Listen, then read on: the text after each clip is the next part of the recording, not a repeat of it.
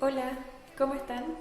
Yo soy la doctora Bárbara Pérez, soy médico cirujano, trabajo acá en urgencias infantiles y sufría mucho de bruxismo, bruxaba mucho incluso durante el día y por eso consulté a la doctora Romina Ferrera que me sugirió la terapia con la toxina botulínica y eso me funcionó súper bien. Realmente llevo en tratamiento con ella como un año o un poco más y realmente ha sido súper buena experiencia.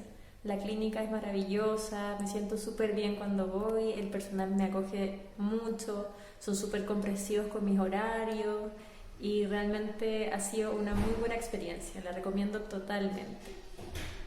Saludos.